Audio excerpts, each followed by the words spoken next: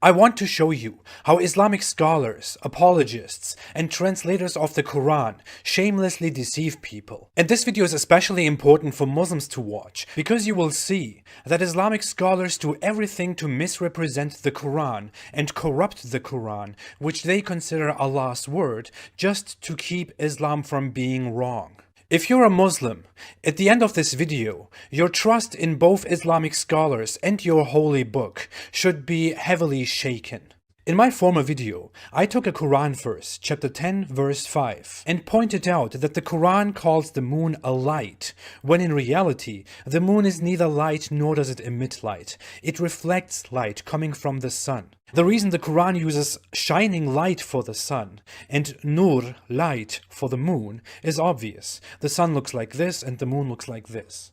Let's look at regular, old, classic translations of this verse. As you can see, the classic translations accurately translate that part of this verse, in which the sun is a shining light, a shining object, and the moon is a light. These translations are still honest, because back then we didn't care much about reality and science, and there weren't many critics of Islam who pointed out flaws in the Quran. But now let's come to a more modern translation. It is the first English Quran translation that you find when you Google Quran or when you search for a Quran verse. Sahih International, currently the most widespread Quran translation online.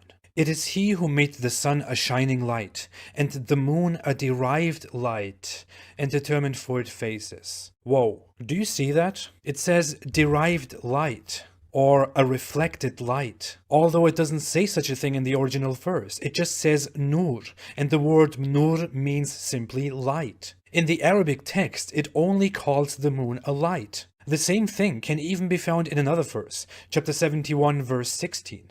Again, the Quran calls the moon a light, but the Sahih International translation adds its own words to the verse and calls it a reflected light or a derived light. Adding words in order to make the Quran look correct is a corruption. And Islamic apologists and scholars who create these corruptions are liars. This is how they want to defend Islam with deceptions. This is how they want to deceive Muslim believers. And this shows how fragile and how outdated and a human product Islam is. The Apostate Prophet's entire video essentially argues that because some scholars, apologists, and translators infer certain meanings from words in the Quran, specifically regarding the light of the moon, this implies they're all deceiving you and Islam is suspect as a result. Therefore, you should only trust the Apostate Prophet. How convenient. Now, there's obviously a little more to this video, content which I'll address at a later point, but this is the gist of his argument. However, there are some major problems with his claims. You see, there are a number of logical fallacies he's committed throughout his video. Among them is the idea that because one translation, i.e. Sahih International, appears erroneous, this therefore proves that Islamic scholarship in general cannot be trusted. But this is nonsensical and is known as the fallacy of hasty generalization, or a fallacy of jumping to conclusions where the key error is to overestimate the strength of an argument based on too small a sample for the implied confidence level or error margin. And yet another fallacy he's committed in conjunction to this is that such an erroneous translation proves that Islam is somehow false, or in his words, fragile, outdated, and man-made. But this is also absurd, and is merely an example of a non sequitur. You see, there is no necessary connection between the integrity of an individual and the validity of their beliefs. Just because someone fails to explain an idea correctly does not mean said idea is false. All it tells us is that the person or persons in question are either bad at explaining things, may lack sufficient knowledge of what they're promoting, or simply lack integrity. That's it. But let's take a look at another claim in his video, that the Quran is supposedly scientifically inaccurate because it describes the moon as a light. Here, the Apostate Prophet further showcases his hypocrisy.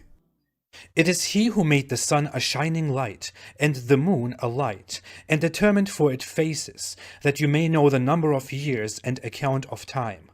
Allah has not created this except in truth. He details the signs for a people who know. Chapter 10, verse 5. The original Arabic text simply says that Allah made the sun a lamp, a shining light. No objection to that, although the Quran never reveals the true nature of the sun. But then it calls the moon a nur. Nur means simply light. So here, the apostate prophet has a problem with the Quran describing the moon as a light. However, he has absolutely no problem with the sun being described as a lamp or a shining light. But according to his own methodology, he should have a problem with the sun being described as a lamp or a shining light. Why? Because the sun is not a lamp or a shining light. Rather, it is a star that emits light. It is not a man-made object that holds a source of light, nor is it composed of electromagnetic waves. Rather, it is a natural object made of plasma. Therefore, according to the apostate prophet's own reasoning, he too is scientifically illiterate. That said, I don't actually believe the apostate prophet is scientifically illiterate. Rather, I think the reason he agreed with the sun being described as a lamp or a shining light is because he understands the use of figurative language. However, because he lacks basic critical thinking skills, he did not attempt to apply that understanding consistently, choosing instead to read the first half of this passage like any normal person would, while reading the latter half like someone suffering from severe autism. But a question remains. Why does the Quran describe the sun as a lamp and a shining light, but the moon as just a light? Well, the answer is quite simple. Because that's how they appear in the sky.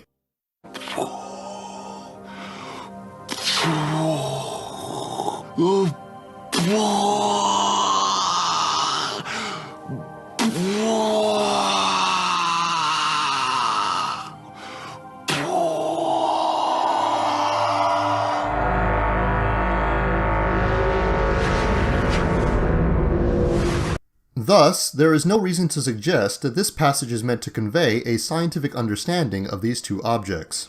Anyone who suggests otherwise, whether they be Muslim or non-Muslim, is committing a serious error. And yes, I'm even calling out Zakir Naik here.